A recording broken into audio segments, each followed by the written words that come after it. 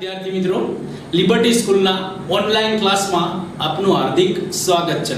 તો મિત્રો, ગયા લેક્ચરમાં આપણે જે નામા પદ્ધતિના પરિચય વિશે જે આપણે સમજ્યા હતા, એમાં હિસાબી પદ્ધતિ કેવી રીતે અમલમાં આવી, જે સાટા પદ્ધતિ હતી એના ઉપરથી નામું એટલે નાણાંનો ઉપયોગ કેવી રીતે થયો અને આ નાણાંની જરૂરિયાત શા માટે થઈ અને જે નાણાં ઉદ્ભવ્યા અને એના માટે જે હિસાબોની જરૂરિયાત ઊભી થઈ એના ઉપરથી હિસાબી પદ્ધતિ મિત્રો અમલમાં આવી હતી। તો મિત્રો આપણે જોયું હતું કે સાટા પદ્ધતિમાં શું થતું હતું, વસ્તુના બદલામાં વસ્તુ આપવામાં આવતી અથવા કે વસ્તુના બદલામાં સેવા આપવામાં આવતી। તો એક અનેક પ્રકારની સમસ્યાઓ ઉદ્ભવતી હતી આ સાટા પદ્ધતિને કારણે।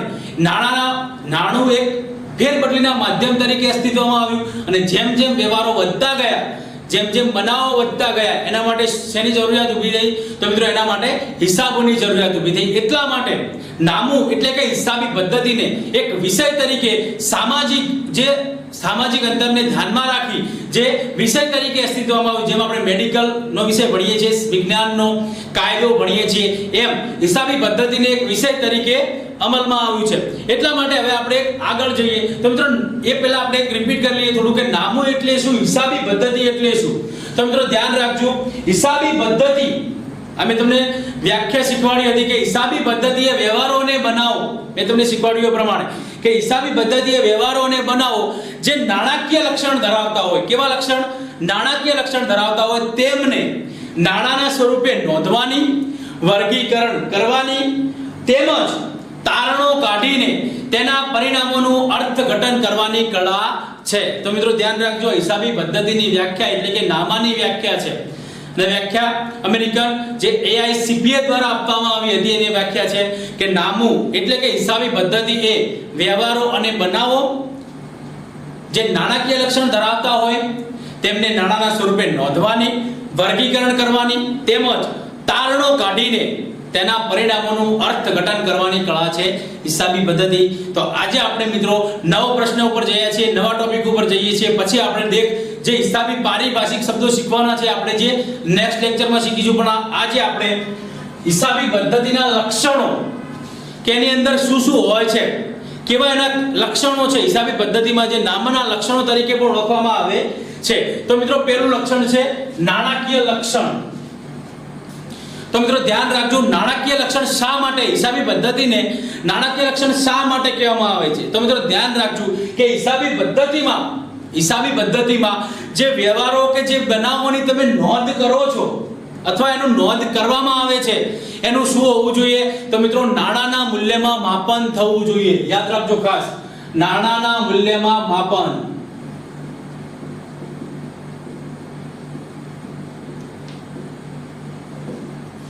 હિસાબી પદ્ધતિમાં જે વ્યવહારો અને બનાવોની જે ચોપડામાં નોંધ કરવામાં આવે છે એનું મૂલ્ય નાણાંના મૂલ્યમાં માપન થવું હોવું જોઈએ। દાખલા તરીકે ઉદાહરણ તરીકે જોઈએ તો કે 10,000 કિલોગ્રામ રસાયણ ખરીદ્યું છે, આવું કોઈ ઉદાહરણ છે। 10,000 કિલોગ્રામ રસાયણ ખરીદ્યું। હવે આવું નાણાંના મૂલ્યમાં માપન કેવી રીતે થાય? તો મિત્રો 10,000 કિલોગ્રામ રસાયણ ખરીદ્યું છે એને નાણાંના સ્વરૂપમાં મૂલ્ય નક્કી હોવું જોઈએ।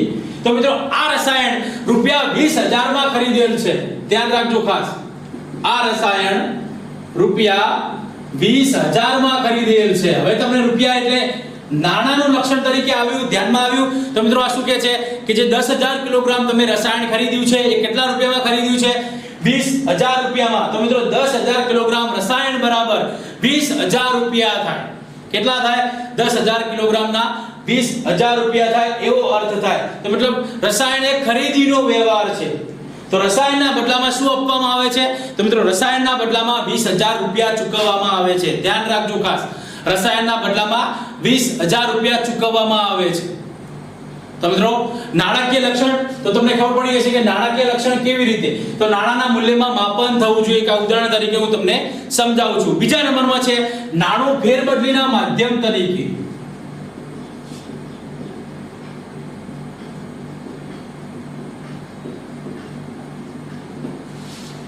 નાણું એ ફેરબદલીના માધ્યમ તરીકે કેવી રીતે? તો મિત્રો નાણાં હિસાબી પદ્ધતિમાં જે વ્યવહાર અને બનાવોની તમે નોંધ કરી છે એ કેવી રીતે અસ્તિત્વમાં આવે છે? તો મિત્રો જે હિસાબી પદ્ધતિમાં તમે જે નોંધ કરી છે નાણાંથી અસ્તિત્વમાં આવે છે। તો તો મિત્રો તમે જે આ નાણું ફેરબદલીના માધ્યમ તરીકે કેવી રીતે, તો સમજીએ આપણે. દાખલા તરીકે આગળના ઉદાહરણમાં આપણે જોયું કે 10,000 કિલોગ્રામ જે રસાયણ ખરીદવામાં આવે છે એની સામે શું આપવામાં આવે છે? તો મિત્રો એની સામે નાણાં આપવામાં આવે છે, મતલબ 20,000 રૂપિયા આપવામાં આવે છે. તે રસાયણના બદલે શું મેળવે છે? સામે જે રસાયણ વેચનાર છે એ રસાયણના બદલામાં શું મેળવે છે?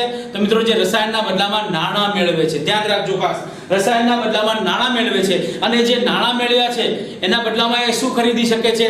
વસ્તુ કે સેવા ખરીદી શકે છે. તો મિત્રો ધ્યાન રાખજો, જે રસાયણ વેચનાર વ્યક્તિ છે એ વચ્ચે નાણાં મેળવે છે અને સામે તે વસ્તુ કે સેવા ખરીદી શકે છે.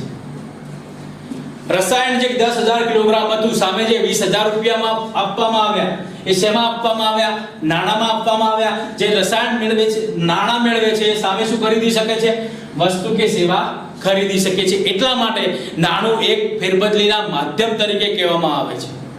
તો મિત્રો તમને ખબર પડી ગઈ છે, તો ધ્યાન રાખજો, નાણું ફેરબદલીના માધ્યમ તરીકે શા માટે? તો મતલબ જે વસ્તુ તમે ખરીદો છો એની સામે શું આપવામાં આવે છે? નાણાં આપવામાં આવે છે. એટલા માટે નાણું ફેરબદલીના માધ્યમ તરીકે ઓળખવામાં આવે છે. ત્રીજા નંબરમાં છે વ્યવહારોનું વર્ગીકરણ અને વિશ્લેષણ.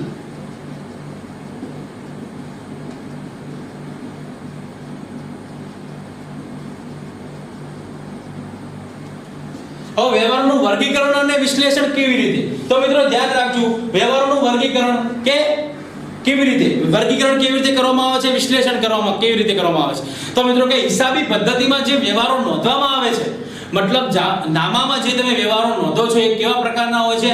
અલગ અલગ પ્રકારના વ્યવહારો નોંધવામાં આવે છે. હિસાબી પદ્ધતિમાં જે વ્યવહારો, જે બનાવો નોંધવામાં આવે છે એ અલગ અલગ પ્રકારના હોય છે. એ મિત્રો રોકડ વ્યવહારમાં પણ હોઈ શકે અને ઉધાર વ્યવહારમાં એટલે કે બિન રોકડ સ્વરૂપમાં પણ હોઈ શકે. કેવા પ્રકારના હોઈ શકે? રોકડ સ્વરૂપમાં પણ હોઈ શકે, બિન રોકડ એટલે કે ઉધાર વ્યવહારના સ્વરૂપમાં પણ હોઈ શકે. જેને આપણે સાદી ભાષામાં શું કહેવામાં આવે છે? વ્યવહાર થતા હોય છે. બંને વ્યક્તિઓ વચ્ચે, જે ધંધા અને ગ્રાહક વચ્ચે શું થતું હોય છે? વ્યવહાર થતા હોય છે. આવા વ્યવહારો કેવા હોય છે? આ વ્યવહારો શેના વિશેના હોય છે? તો મિત્રો આ વ્યવહારો આવક, ખર્ચ, મિલકત અને દેવાના, એટલે આ મિત્રો જે આવા વ્યવહાર હોય છે કેવા પ્રકારના હોય છે? આવકના પ્રકારના, ખર્ચના પ્રકારના, મિલકતના પ્રકારના અને દેવાના પ્રકારના હોય છે. તો મિત્રો તમને આવક, ખર્ચ અને મિલકત એ આપણે આગળ જે પારિભાષિક શબ્દો છે એમાં સારી રીતે સમજીશું. તો મિત્રો આ વ્યવહારો કેવા છે? આવક, ખર્ચ અને મિલકતના પ્રકારના. ધ્યાન રાખજો ખાસ.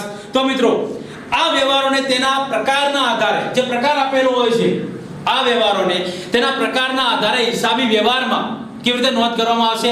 તો જેને નિયમો આપેલા છે, ઉધાર જમાના નિયમો પ્રમાણે એની નોંધ કરવામાં આવે છે. આ જે વ્યવહારના પ્રકારો આપેલા છે એને હિસાબી પદ્ધતિમાં ઉધાર જમાના નિયમો પ્રમાણે શું કરવામાં આવે છે? અસર કરવામાં આવે છે. એટલે મતલબ વર્ગીકરણ કરવામાં આવે છે. જે પણ આવકનો વ્યવહાર હશે તો આવકના ખાનામાં લખવા, મતલબ આવકની રીતે બતાવવામાં આવશે. ખર્ચનો વ્યવહાર હશે તો ખર્ચની રીતે બતાવવામાં આવશે. કોઈ મિલકત ખરીદી છે તો મિલકતની રીતે બતાવવામાં આવશે. મતલબ શું કરવામાં આવે છે? હિસાબી પદ્ધતિમાં જે આવક અને ખર્ચના એને ઉધાર જમાના નિયમો પ્રમાણે એની અસર કરવામાં આવશે. હવે આપણે કે જુઓ કે આ જે શું થાય છે મિત્રો? જ્યાં તમે આવક અને ખર્ચના જે પ્રકારના વ્યવહારો છે નિર્ધારિત સમય, કોઈ ચોક્કસ સમય હોય તમે એને એક સાથે જોઈ શકો છો. આ જે બધા જ પ્રકારના વ્યવહારો તમે નિર્ધારિત સમયમાં એક સાથે જોઈ શકો છો. દાખલા તરીકે વર્ષની શરૂઆતમાં કેટલી મિલકત હતી? આવો ધ્યાન રાખજો. દાખલા તરીકે શું જોઈ શકો છો? તો મિત્રો વર્ષની શરૂઆતમાં કેટલી મિલકત હતી, કેટલી મિલકતો ખરીદવામાં આવી, કેટલી મિલકતો વેચવામાં આવી અને વર્ષના અંતે હવે કેટલી મિલકતો છે. તો આ બધું તમે શું કરો છો? જોઈ શકો છો મિત્રો. આવા તમામ પ્રકારના પ્રશ્નોના વર્ગીકરણ અને વિશ્લેષણ કરવામાં આવે છે. જે પણ મિલકતો કેટલી છે, ખરીદવામાં આવી છે, વેચવામાં આવી છે, હવે એની મિલકતની બાકી કેટલી છે, તો આ બધા પ્રશ્નો શું થાય છે? એનું વર્ગીકરણ અને વિશ્લેષણ કરવામાં આવે છે. એટલા માટે હિસાબી પદ્ધતિ એ એક વ્યવહારોનું વર્ગીકરણ અને વિશ્લેષણ કરે છે. તો મિત્રો આગળ જઈએ. ચોથા નંબરનો આપણો પોઈન્ટ છે. ચોથા નંબરનું લક્ષણ કયું છે? તો વ્યવહારનું અર્થઘટન.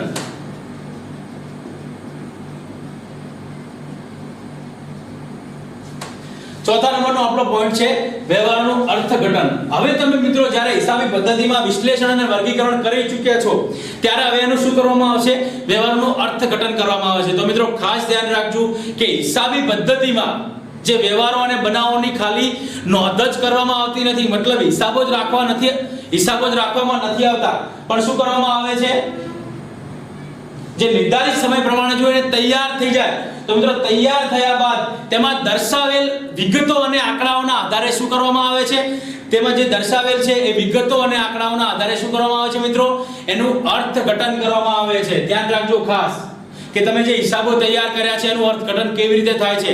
તો મિત્રો તમને શીખવાડ્યું પ્રમાણે જે ખાતામાં બાકી શોધવામાં આવે એના અર્થઘટન, બેલેન્સ શીટ તૈયાર કરવામાં આવે, બેલેન્સ શીટમાં બધું બતાવવામાં આવે કે આટલી મિલકતો છે, આટલા કંપનીના દેવા છે, આટલી કંપનીની મૂડી છે, આટલી કંપનીની જવાબદારી છે.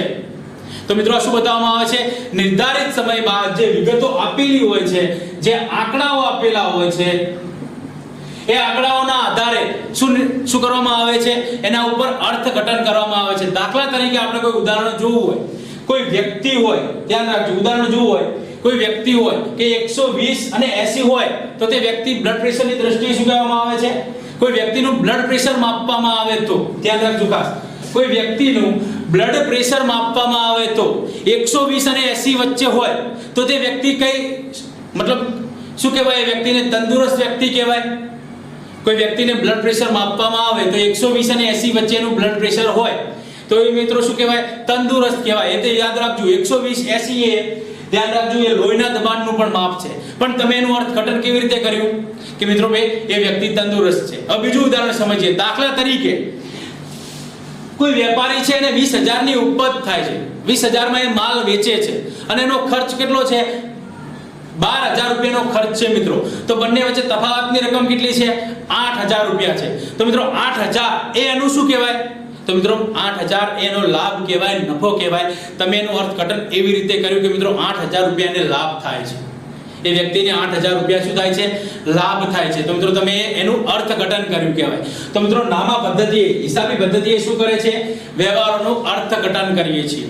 તો મિત્રો હિસાબી પદ્ધતિમાં વ્યવહારનું અર્થઘટન થાય છે. હવે આગળ જઈએ આપણે 5 નંબરમાં જથ્થાત્મક માહિતી.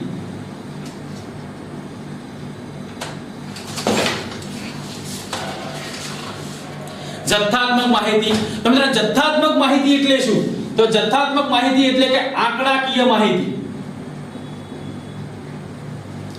જથ્થાત્મક માહિતી એટલે કે આંકડાકીય માહિતી. હિસાબી પદ્ધતિમાં જે વ્યવહારો કે બનાવો થાય છે એ અલગ આંકડા સ્વરૂપે હોય છે, મતલબ નાણાના સ્વરૂપે એને નોંધવાના હોવાથી એમાં શું ભેગા થાય છે, માહિતીને જથ્થાત્મક માહિતી બનાવવામાં આવે છે. તો મિત્રો જથ્થાત્મક માહિતી એટલે કે આંકડાકીય માહિતી. આગળ જઈએ 6 નંબરમાં. 6 નંબરમાં શું આપેલું છે, આર્થિક નિર્ણયો. 6 નંબરનું ધ્યાન રાખજો, આર્થિક નિર્ણયો. તો મિત્રો હિસાબી પદ્ધતિ આર્થિક નિર્ણયોમાં કેવી રીતે મદદરૂપ થાય છે, તો આપણે જોઈએ કે હિસાબી પદ્ધતિમાં શું કરવામાં આવે છે, હિસાબો તૈયાર કરવામાં આવે છે. જે હિસાબો તૈયાર કરવામાં આવે એના આધારે શું થાય, જે હિસાબો તમે તૈયાર કર્યા છે એના આધારે શું થાય છે, એના આધારે હિસાબોના આધારે જુદા જુદા પક્ષકારો દ્વારા નિર્ણય લેવામાં આવે છે. ધ્યાન રાખજો ખાસ, આ જુદા જુદા પક્ષકારો એટલે કયા કયા, કંપનીના બહારના પક્ષકારો, જે શેર હોલ્ડર હોય, લેણદારો હોય, ડિબેન્ચર હોલ્ડર હોય. તો આ બધા શું કહેવાય, કંપનીના અલગ અલગ પ્રકારના પક્ષકારો છે. જાહેર જનતા હોય, સરકાર હોય, એ આ હિસાબોના આધારે નિર્ણયો લેતા હોય છે.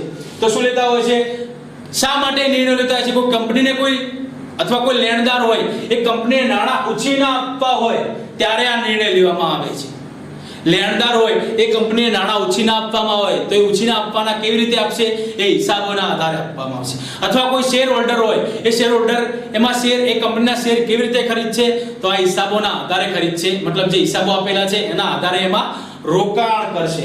તો મિત્રો શું કરે છે, એ શેરમાં રોકાણ કરવા અંગેનો નિર્ણય કરે છે. પોતાના વિકાસ અંગેના શું કરે છે, નિર્ણયો લે છે. મતલબ શું કરે છે, કોઈ વ્યક્તિ હોય, જાહેર જનતા હોય કે સરકાર હોય કે લેણદાર હોય, પોતાનું હિત પહેલા જુએ છે.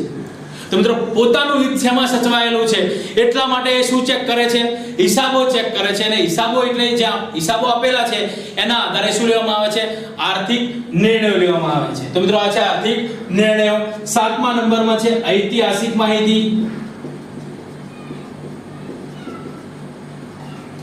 ઐતિહાસિક માહિતી. તો મિત્રો ઐતિહાસિક માહિતી શા માટે કહેવામાં આવે છે, તો મિત્રો ધ્યાન રાખજો, આ તમે જે હિસાબી પદ્ધતિમાં વ્યવહારની જે નોંધ કરો છો એ વ્યવહાર અને બનાવ શેમાં થયેલા હોય છે, તો મિત્રો એ વ્યવહારનો બનાવ ભૂતકાળમાં થયેલા હોય છે. તો એ ભૂતકાળ, વ્યવહાર અને બનાવ એ ભૂતકાળ થયેલો હોય છે અને તમે એના આધારે હિસાબો તૈયાર કરો છો. તો મિત્રો જે ભૂતકાળ હંમેશા શું દર્શાવે છે, તો ભૂતકાળ હંમેશા ઇતિહાસ દર્શાવે છે. એટલા માટે એને શું કહેવામાં આવે છે, ઐતિહાસિક માહિતી. તો મિત્રો ધ્યાન રાખજો, જે તમે વ્યવહારો અને બનાવોના કારણે, જે ભૂતકાળમાં તમે આ વ્યવહાર અને બનાવ થયો છે એના કારણે તમે શું કરો છો, હિસાબીમાં નોંધ કરો છો, તો આવા શું થાય છે, આવા પરિણામે શું થાય છે, ઐતિહાસિક માહિતી રજૂ કરે છે. તો મિત્રો આપણે આજે શું શીખ્યા છીએ, હિસાબી પદ્ધતિના લક્ષણો, એવી રીતે હિસાબી પદ્ધતિના હેતુઓ પણ છે, હિસાબી પદ્ધતિના ફાયદાઓ, હિસાબી પદ્ધતિના મર્યાદાઓ પણ છે. તો મિત્રો આપણે જોઈએ, થોડી વાર રિપીટ કરી લઈએ. પહેલા હિસાબી પદ્ધતિના લક્ષણોમાં નાણાકીય લક્ષણ, મતલબ જે હિસાબમાં વ્યવહાર નોંધ કરવા માટે એનું મૂલ્ય કે શેમાં હોવું જોઈએ, નાણામાં હોવું જોઈએ. બીજા નંબરમાં નાણું ફેરબદલીના માધ્યમ તરીકે વપરાય છે. ત્રીજા નંબરમાં છે વ્યવહારનું વર્ગીકરણ અને વિશ્લેષણ શું કરવામાં આવે છે, કયા કયા પ્રકારો, અલગ અલગ પ્રકારના વ્યવહારો હોય છે, એટલા માટે શું કરવામાં આવે છે, એનું વર્ગીકરણ અને વિશ્લેષણ. ચોથા નંબરમાં છે વ્યવહારનું અર્થઘટન. એના ઉપરથી હિસાબો તૈયાર કરવામાં આવતા નથી, પરંતુ એમાં શું કરવામાં આવે છે, એ હિસાબોનું અર્થઘટન કરવામાં આવે છે. આગળ જઈએ, જથ્થાત્મક માહિતી. જથ્થાત્મક માહિતી એટલે કે આંકડાકીય માહિતી. આંકડાકીય માહિતી નાણાંના સ્વરૂપે નોંધવાની હોવાથી કંપનીને નાણાંના સ્વરૂપે જથ્થાત્મક માહિતીના સ્વરૂપમાં રજૂ કરવામાં આવે છે.